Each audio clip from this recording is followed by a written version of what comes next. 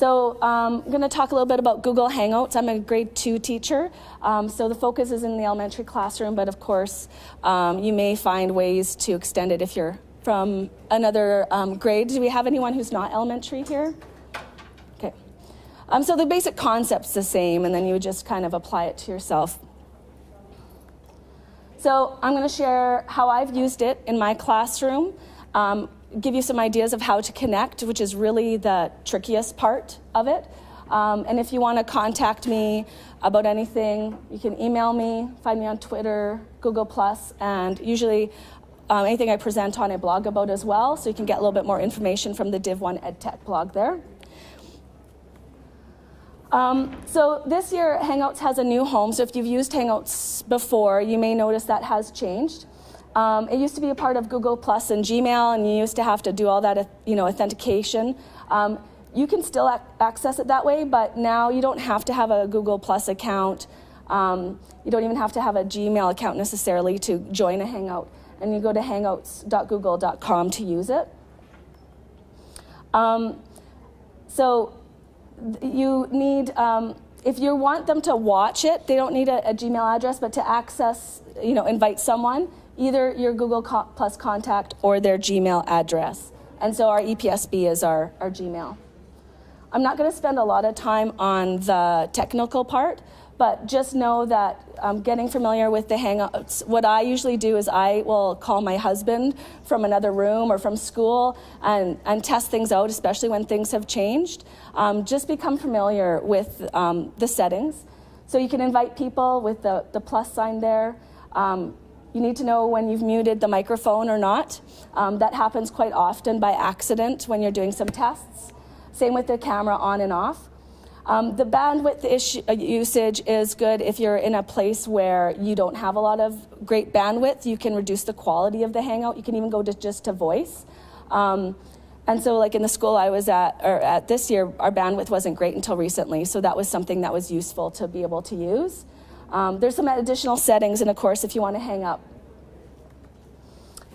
You can chat on the side of your Hangout, which I find useful when I'm doing Google Hangouts, because sometimes there's problems. The sound's not working, so you can chat with the teacher that you're connecting with. Like, I've tried this. Nick knows because we've done it. Have you tried this? I'm using this. And you can kind of have that back chat conversation.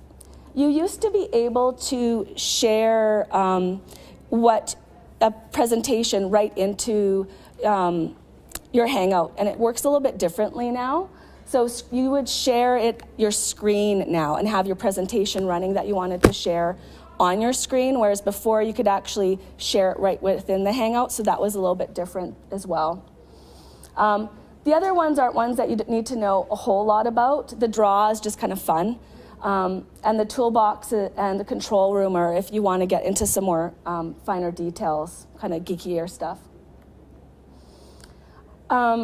So again, before you used to be able to share a little bit differently. If you want to share something with them from your drive, you're going to use the drive symbol with a plus, and it gives them the link. So some of those things have changed a little bit, and that's done in the chat message itself.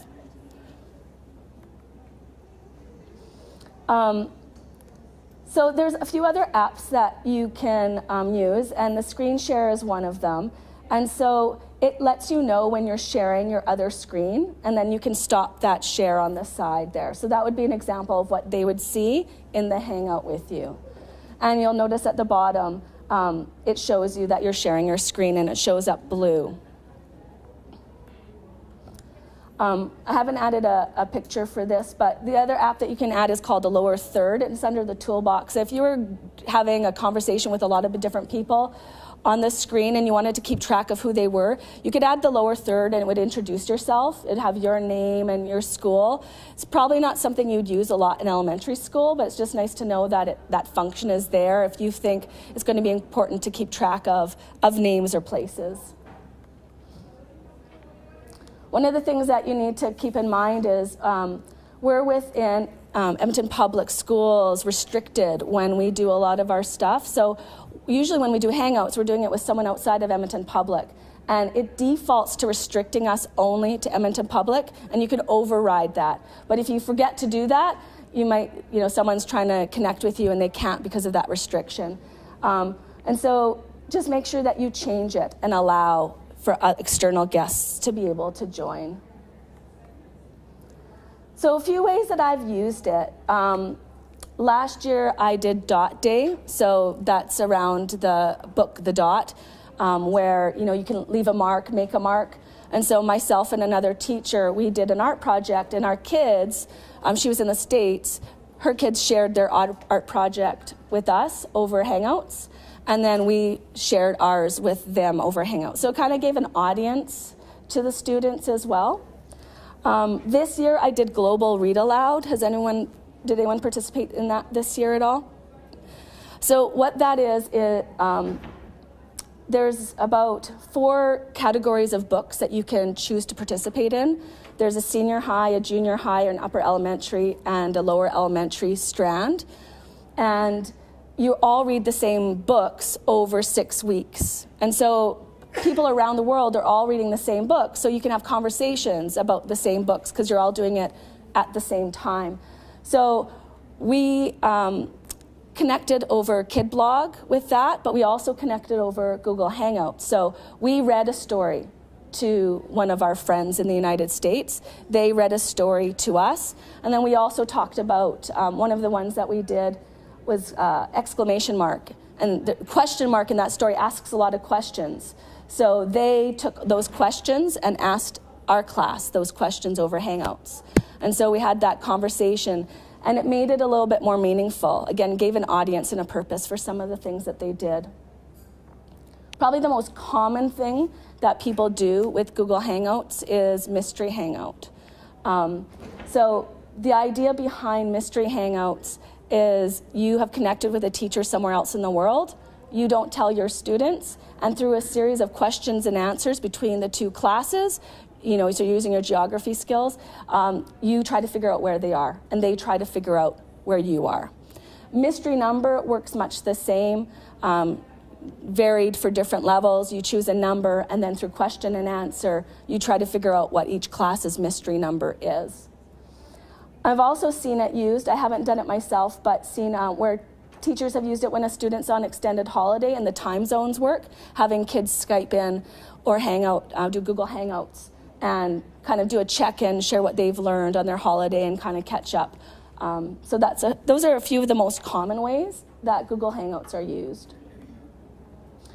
So this is a picture from our mystery Skype. What I did was our students brainstormed but 11 questions, and they went up in pairs. So we talked about, giving clues that would narrow it down progressively from the world to our continent, to our country, to our province, to our city. And we kind of talked about, you don't want to give them, we're a capital city first, right? So we planned our clues, and I used a combination of atlases and Chromebooks. So we started with atlases and kind of looking at when we had the bigger clues, and as we got more specific, I had students move to Chromebooks as we kind of zoomed in on where they were. And it started off with Mystery Skype. So you'll still hear it called Mystery Skype primarily, and there's lots of people that still use Skype as the platform for that. So here's just a little video that kind of shows a Mystery Skype in process. I'm a teacher to change lives. I'm a teacher to ignite passions and inspire kids. You really get addicted to seeing kids learn and grow, and it's just an awesome experience. Technology is not the start of learning, it's the most powerful tool we have right now to learn. Hi, welcome to Mystery Skype. One of the key tools we're using right now is Skype to connect with other classrooms. It's so powerful to connect them beyond these 4 walls. Are you in the United States? Mystery Skype's a chance for the kids Yes. to connect with other students around the world. Are you east of Mississippi? No. Are you somewhere in Mexico? Yes. Because in the Shibabwe, learning seems to be really fun. It's our team effort to really win Mystery Skype. To see their critical thinking process is far better than any test I can give them. how better to do that than to actually connect with other kids all over the world? Do you have dry weather? Yes, we do have Technology empowers our class to being able to learn beyond our four walls. Are you in Mexico City? Yes, we are.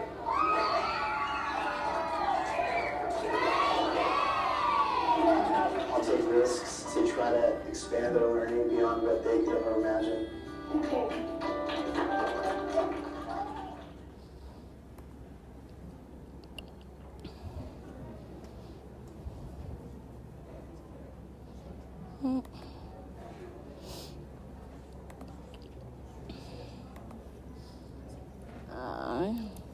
There we go.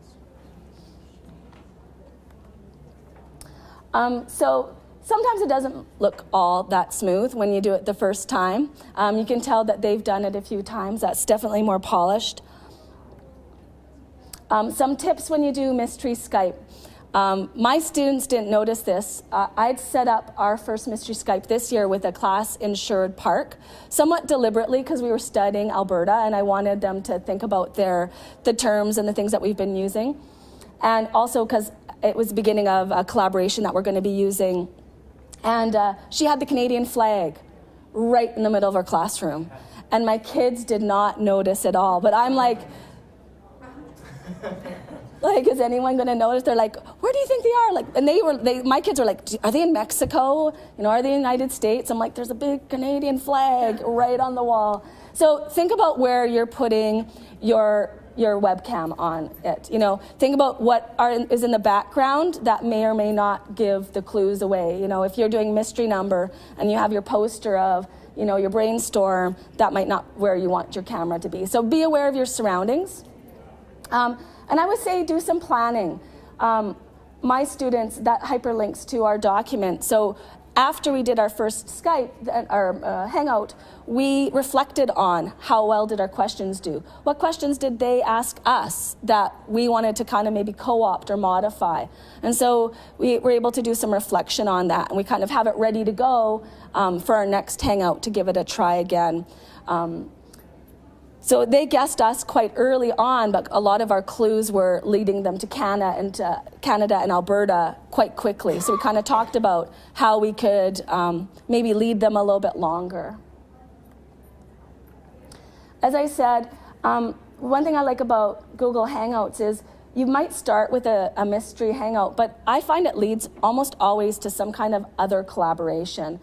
So Nick and I last year did a hangout where his grade 4s were doing some work around water, and my students had been recently studying water as well. And so they talked about some of the things that they were talking about for pollution and how to maybe change what we're doing. And it led to his class joining mine on a ravine walk where we collected garbage to prevent it going into the ravine, because that's something we can do on a local level. But it started off with the Hangout. I don't even think we had that as a purpose in our Hangout. It was just an audience for his kids to present and have my students see other students' work. And our conversation was, they've incited us to change. What can we do? So we came up with the idea, invited them along. So that's what I like about it, is it usually leads to something larger.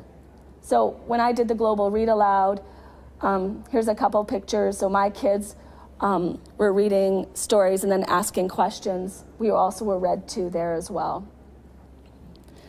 It works much better this year. I have a webcam instead of I was using a netbook webcam, which is one of the reasons Nick and I had some problems last year. And I also have higher bandwidth. So having a good webcam, it helps.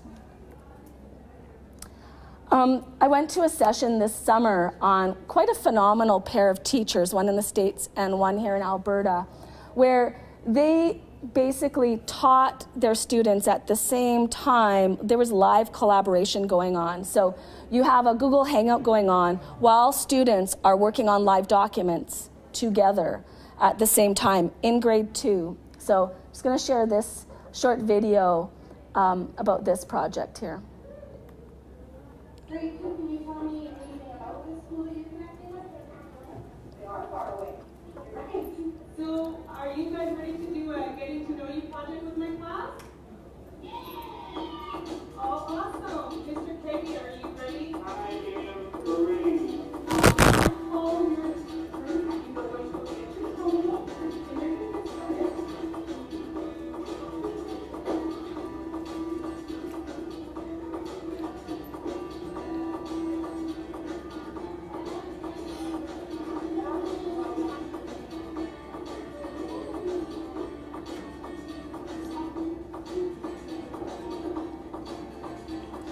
So they had a whole bunch of things going on here. So she's like live tweeting. They have the Google Hangout where kids are going up and having conversations, and they're also working on the Chromebooks on a project introducing themselves to each other.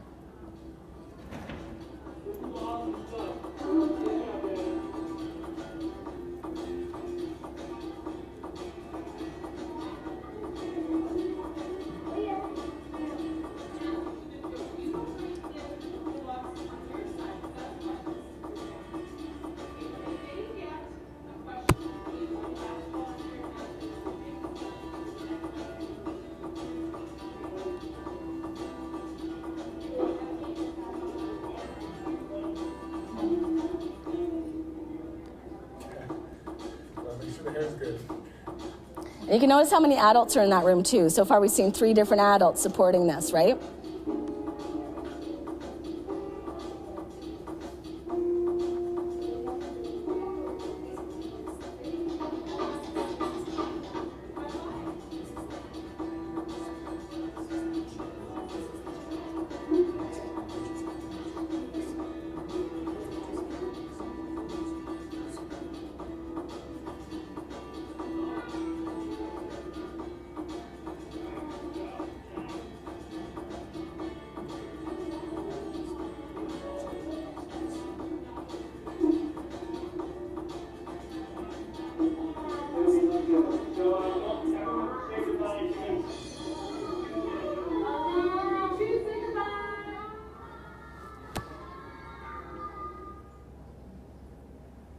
So the fellow in the United States, he also does an activity where he puts a webcam on a kid's head for the day, and they're a kid cam for the day, and so then that footage gets shared with parents about the stuff for the day. I thought that was pretty funny. I haven't followed up to see how that's gone. Why can't I get back over here? There we are.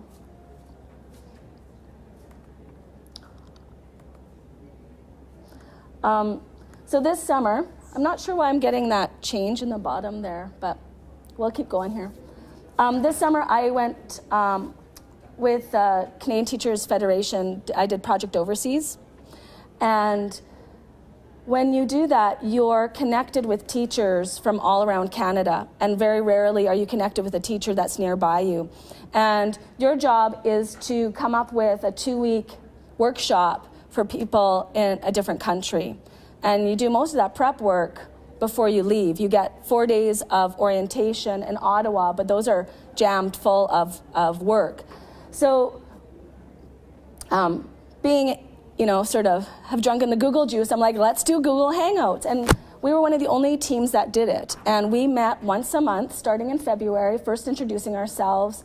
Then, what are you working on? And once a month we'd meet. And then by the time we got to Ottawa, we really felt like we were a sense of team. We knew each other. It was just a matter of realizing we were all really short, and we didn't realize that in the Hangout, everyone else looked taller. But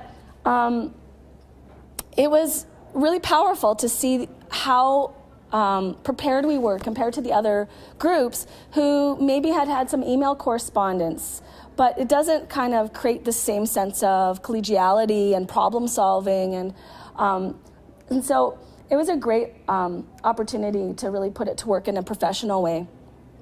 And we were able to use the same URL over and over again. You can create a Hangout that you always go back to. And so for people who are sort of new to it, they just needed to remember they had to go back to this one Hangout, and whoever was there first kind of started, picked up from where we left off.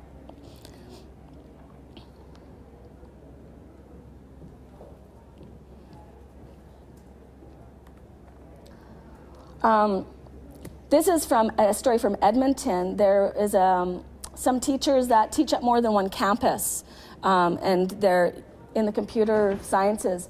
And sometimes they just can't make it back to the campus that they're supposed to be at. So they do Google Hangouts as, okay, I can't make it there for whatever scheduling purposes. So the Google Hangout is a way and they do a lot of team teaching, so I don't think the students are there unattended, but it's a way for them to be able to do that model, which is really supportive of professional development and is supportive for the students, but also it allows them to be able to, make it work in the modern way. So I thought that was pretty cool.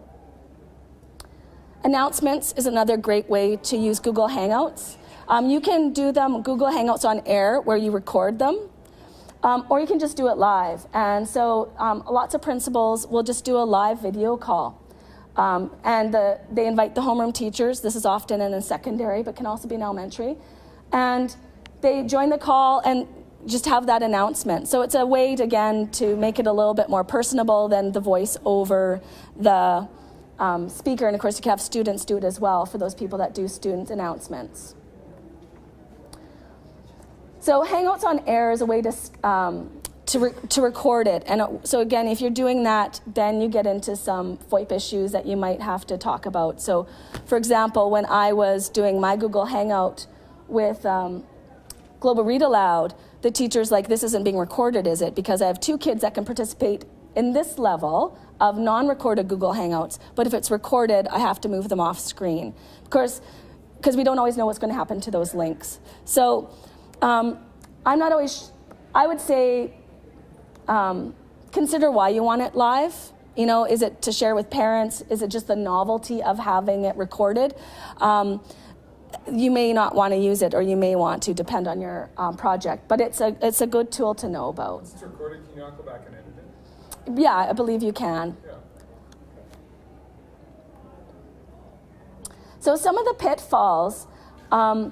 This is my student teacher last year. Oh, what time zone was that again? So he had set it up with a teacher we had already had an existing relationship with, and he said, can you do all the technical stuff? So I got it set up, I'm dialing, and they're not answering, and I said, what time did they say they were going to be ready? And he's like, well, 1 o'clock their time. I'm like, well, that's an hour from now. So just being really clear of your time zones. I triple check it. Like I go Google it like the morning of and double check.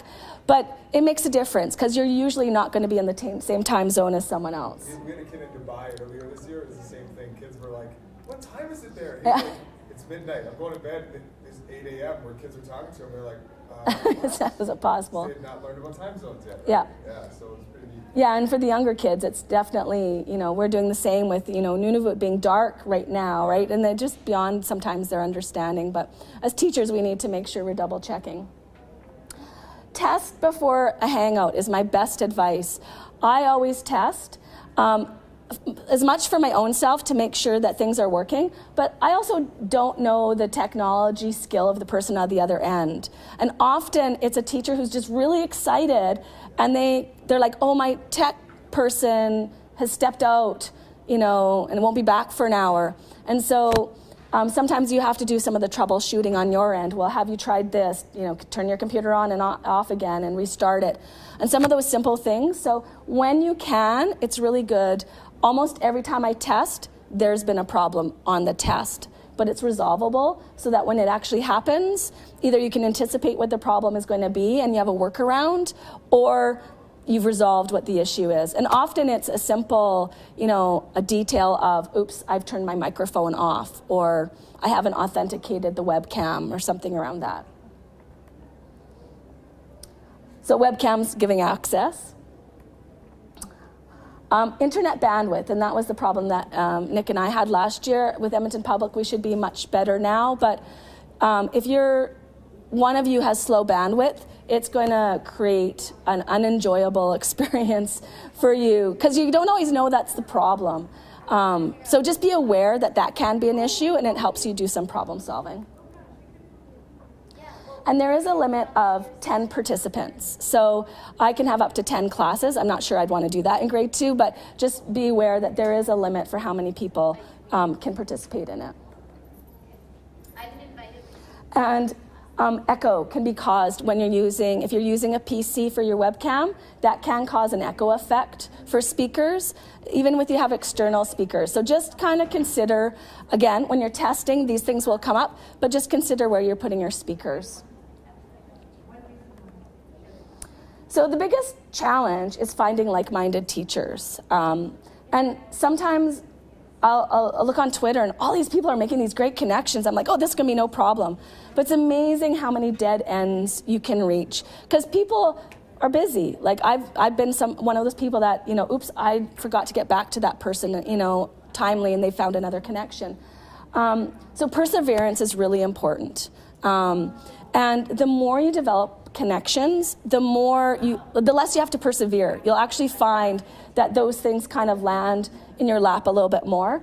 But it took me, I think, going through 10 different teachers for my global read aloud before I found someone who was reliable and consistent. But I believe it's worth it. Kendall Johnson was the woman that we saw from Wolf Creek on the screen there. So she's someone to follow. You can also follow hashtags. So Edu Hangout is one for Google Hangouts. Mystery Skype. And often people use Mystery Skype and are still willing to do Hangouts. It's just kind of the umbrella term. And Mystery Hangout. And Sylvia Duckworth, known for her SketchUps mostly, but she does French Google Hangouts as well. So someone to kind of keep an eye on. I find Google Plus communities, though, the better way to connect through this. So Connected Classrooms. The Global Sister Project is where I made my connection last year. It's not a huge group. Mystery Hangouts for School and Mystery Hangouts for Foreign Language Teachers are all fairly active. If you want to if you want to learn more and further your own professional development, there's a few links here, but with a bit of a caveat that because Hangouts has changed and Google is always changing, these may not be 100% accurate. So as you're reading, just kind of keep that in the back of your mind that if it's a year old, some of the details may not be accurate, but they give you some good ideas. So one of the biggest things, as I said, is making connections. So I wanted to kind of give you some time to either look at the links that I shared to make connections or make connections in this class. Ask me any questions, but I wanted to build in some playtime so you had a chance. If you try to do Google Hangout right now, just don't do it with someone in the same room because we'll get an echo, but you could have someone it's really bad. But if you want to sort of try a Google Hangout, maybe have someone go in the rotunda there and another space in here. And that's it. Okay, we'll get started. I think we're a little late. Thanks for coming.